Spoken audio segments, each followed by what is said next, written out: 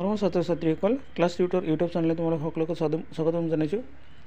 আজি মই অসম জাতীয় বিদ্যালয়ৰ সমাজ বিজ্ঞান বিষয়টোৰ পঞ্চম শ্ৰেণীৰ সমাজ বিজ্ঞান বিষয়টোৰ পাঠ নম্বৰ 2 আদিম মানুহৰ কি কাৰ্য আৰু স্থানীয় বসবাসৰ আৰম্ভণি চকাৰ ব্যৱহাৰ এইটো পাঠৰ প্ৰশ্ন উত্তৰসমূহ প্ৰথমৰ পৰা শেষলৈকে বিতংভাৱে আলোচনা কৰিছোঁ। ভিডিঅ'টো ভাল লাগিলে লাইক কৰিবা, লগতে চেনেলটো ছাবস্ক্ৰাইব কৰি ৰাখিবা। এতিয়া তোমালোকৰ ভিডিঅ' লৈ যাওঁ। তো অনুশীলনী প্ৰথমটো প্ৰশ্ন চাবা, এইটো অনুশীলনী। তাৰ প্ৰথম প্ৰশ্ন একটা বাক্য সম্পূৰ্ণ বাক্যত উত্তৰ দিবলৈ দিছে। কৃষি বা খেতি বুলিলে কি বুজা? উত্তৰ: মাটিত গুটি বীজ গজিব পৰা প্ৰাকৃতিক গুণটোক মানুহে নিজৰ প্ৰয়োজন পূৰ হোৱাকৈ ব্যৱহাৰ কৰা কাৰ্যটোকে কৃষি বা খেতি বোলা হয়। খ নম্বৰ প্ৰশ্ন: মানৱ সভ্যতাৰ কোনটো যুগত অৰণ্য এৰি বসবাসৰ বাবে হ্ৰদ আৰু নদীৰ দাঁতি কাষৰীয়া সমতল অঞ্চললৈ আহে?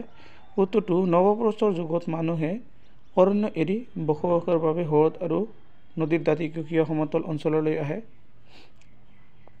গ নম্বৰ আছে কৃষি কাৰ্যৰ আৰম্ভণি অৱস্থাত মানুহে মাটি চহাবলৈ কি সামগ্ৰী ব্যৱহাৰ কৰিছিল?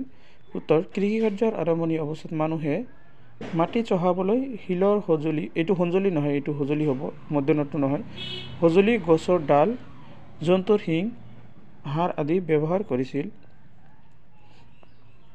খ নম্বৰ: কেতিয়া আৰু ক'ত পোনপ্ৰথমে নাঙলৰ উদ্ভাৱন হৈছিল? উত্তৰ: খ্ৰীষ্টপূৰ্ব 4000 চনত মেচ'পটেমিয়ামত প্ৰথমে নাঙলৰ উদ্ভাৱন হৈছিল। ঙ নম্বৰ আছে কিমান খ্ৰীষ্টাব্দৰ পৰা কৃষি কাৰ্য আৰম্ভ হৈছিল বুলি অনুমান কৰা হৈছে? উত্তৰ: প্ৰায় 9000 খ্ৰীষ্টাব্দৰ পৰা কৃষি কাৰ্য আৰম্ভ হৈছিল বুলি অনুমান কৰা হৈছে। প্ৰথম নম্বৰটো আছে কিমান খ্ৰীষ্টাব্দৰ পৰা গৰু ম'হ আদি জন্তু পোহপাল কৰা হৈছিল বুলি কোৱা হয়? উত্তৰ: প্ৰায় 6000 খ্ৰীষ্টপূৰ্ব মানতে গৰু ম'হ আদি জন্তু মানুহে পোহপাল কৰা হৈছিল বুলি কোৱা হয়। দ্বিতীয় চাওক, কেতিয়া আৰু কোন দেশত খেতি কৰা কামটো আৰম্ভ হৈছিল? এইটো 9000 খ্ৰীষ্টাব্দত আৰু চিৰিয়া, পেলেষ্টাইন বা বেলুচিস্তান আদি দেশত খেতি কৰা কামটো আৰম্ভ হৈছিল। এবাৰ 2 নম্বৰ আছে শুদ্ধ নে অশুদ্ধ লিখিব দিছে।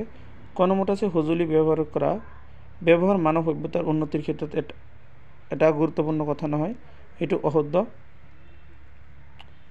খ নম্বৰ মাটিৰ বুকুত গছ গছনি, এইটো দীৰ্ঘিকাৰ নহয়, এইটো হ্ৰস্বীকাৰ হ'ব, অৰ্থাৎ উদ্ভিদ গজা কথাটো এটা কৃত্ৰিম কথা, এইটো অশুদ্ধ। গ নম্বৰ কৃষি কাৰ্য জন্তুক ব্যৱহাৰ কৰা কামটো বহু পিছতে আৰম্ভ হয়, এইটো শুদ্ধ। তাৰপিছত ঘ নম্বৰত আছে গাঁৱৰ উৎপত্তিৰ লগে লগে আদিম মানুহৰ জীৱন সুসংগঠিত হৈ পৰিল, এইটো শুদ্ধ। তাৰপিছত ঙ নম্বৰত আছে কুমাৰৰ চাকত লৌ, পিতল আদি ইত্যাদি ধাতুৰ বাচন বৰ্তন সঁজুলি তৈয়াৰ কৰা হয়, এইটো অশুদ্ধ। এবাৰ 3 নম্বৰ প্ৰশ্ন যথাযথভাৱে উত্তৰ দিবলৈ কৈছে। তাৰে ক নম্বৰ হৈছে আদিম মানুহে মাটিৰ বুকুত গছ গজি উঠাৰ বিষয়ে কেনেদৰে জ্ঞান আহৰণ কৰিছিল লিখা। উত্তৰটো চোৱা, নৱপ্ৰস্তৰ যুগত মানুহ যেতিয়া অৰণ্য এৰি হ্ৰদ আৰু নদীৰ দাঁতি কাষৰীয়া সমতল অঞ্চললৈ আহিছিল, তেতিয়া নদীৰ পাৰৰ কোমল আৰু সাৰুৱা মাটিত গছ বনৰ গুটি পৰি তাৰ পৰা পুনৰ গছ গজা কথাটো দেখিবলৈ পাইছিল। খ নম্বৰ কৈছে আদিম মানুহে কেনেধৰণৰ পৰিস্থিতিৰ মুখামুখি হৈ কৃষি কাৰ্যৰ বাবে আগ্ৰহী হৈছিল? উত্তৰ হৈছে আদিম মানুহৰ যেতিয়া সংখ্যা বাঢ়িবলৈ ধৰিলে তেতিয়াৰ পৰা তেওঁলোকৰ খাদ্যৰ অসুবিধা হ'ল, কাৰণ হাবি বননিবোৰত বছৰে বছৰে ফল লাগে আৰু প্ৰাণীবোৰ মাৰাটো ইমান সহজ কথা নহয়, সেয়ে তেওঁলোকে কৃষি কাৰ্য কৰাৰ বাবে আগ্ৰহী হৈছিল। গ নম্বৰ হৈছে আদিম মানুহে কৃষি কাৰ্যত সঁজুলি ব্যৱহাৰ কৰাৰ বিষয়ে চমুকৈ লিখা। উত্তৰটো হ'ল আদিম মানুহৰ জীৱন সম্পূৰ্ণভাৱে প্ৰকৃতিৰ ওপৰত নিৰ্ভৰ আছিল। লাহে লাহে মানুহৰ চিন্তা আৰু বুদ্ধিৰ বিকাশ হ'ল। খাদ্যবস্তুৰ অভাৱ দূৰ কৰিবলৈ মানুহে কৃষি অৰ্থাৎ খেতি কৰা কামটো আৰম্ভ কৰিলে। কৃষি কাৰ্যৰ বাবে পানীৰ প্ৰয়োজন হোৱাৰ বাবে মানুহে প্ৰথমে নদী বা হ্ৰদৰ পাৰত বসতি আৰম্ভ কৰিছিল। ইয়াৰ লগে লগে মাটিত শস্যৰ বীজ সিঁচিবলৈ আৰু পুলি ৰুবলৈ মাটি চহোৱাৰ কথাটো আহি পৰিল। তাৰ বাবে প্ৰয়োজন হ'ল সা সঁজুলি। তেতিয়ালৈ আদিম মানুহে বিভিন্ন কামৰ বাবে সঁজুলি হিচাপে গছৰ ডাল, বিভিন্ন আকৃতিৰ শিল, মৃত জীৱ জন্তুৰ দাঁত আৰু হাড় আদি ব্যৱহাৰ কৰিবলৈ শিকিছিল। ঘ নম্বৰ আদিম মানুহ কিয় স্থায়ীভাৱে বসবাস কৰিবলৈ লৈছিল, ইয়াৰ ফলত তেওঁলোকৰ কিদৰে উপকৃত হৈছিল লিখা। উত্তৰ আদিম মানুহে স্থায়ীভাৱে বসবাস কৰি লৈছিল কাৰণ তেওঁলোকে যেতিয়া অৰণ্যৰ মাজত মানুহৰ জীৱন নিৰাপদ নাছিল, তেওঁলোক কিছুমান বিষাক্ত কীট পতংগ, হিংস্ৰ জীৱ জন্তু, সাপ আদি আক্ৰমণ আদিম মানুহৰ বৰ কষ্টৰে দিন কটাব লগা হৈছিল।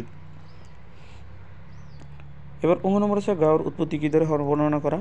উত্তৰ নদীৰ দাঁতি কাষৰীয়া ঠাইত গঢ়ি উঠা খেতি পথাৰ ওচৰে পাজৰে মানুহে প্ৰথমে অস্থায়ী আৰু পিছলৈ স্থায়ীভাৱে বসবাস কৰিবলৈ ল'লে।